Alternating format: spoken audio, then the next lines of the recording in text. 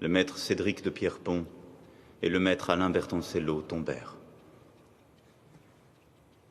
La mission était un succès, mais nos 2 soldats n'étaient plus.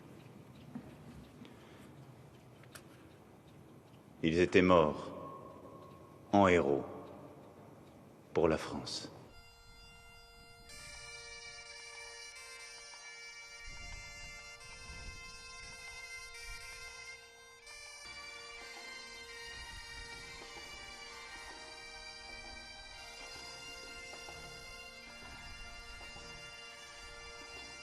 La France était encore endormie en cette nuit du 9 au 10 mai, lorsqu'à plusieurs milliers de kilomètres de Paris, au nord du Burkina Faso, nos forces spéciales s'engagèrent pour neutraliser un groupe de terroristes islamistes et pour libérer 2 de nos compatriotes capturés 8 jours plus tôt au Bénin.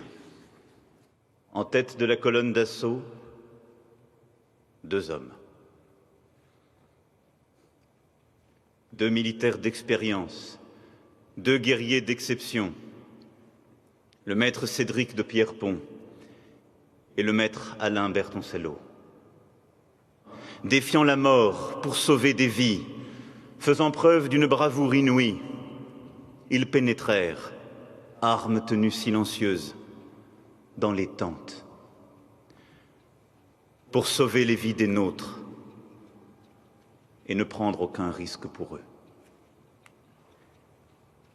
Rapidement, les otages furent extraits,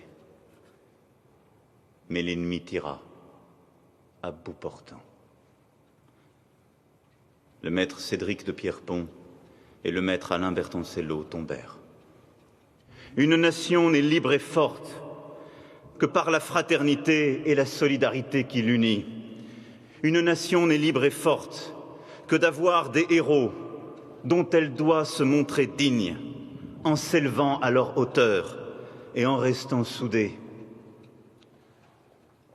Tel est le sens profond de votre combat. Aujourd'hui, par votre mort, vous entrez dans la lumière éclatante de l'histoire de notre pays.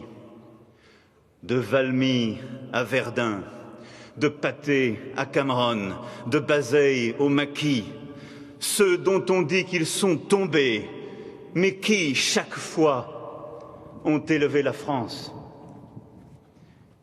C'est la cohorte de cette grande histoire, cette histoire de Français qui se sont battus pour d'autres Français, cette histoire de Français qui se sont battus pour les valeurs de la France, pour la part d'universel qui tient notre pays, que vous rejoignez aujourd'hui l'un et l'autre.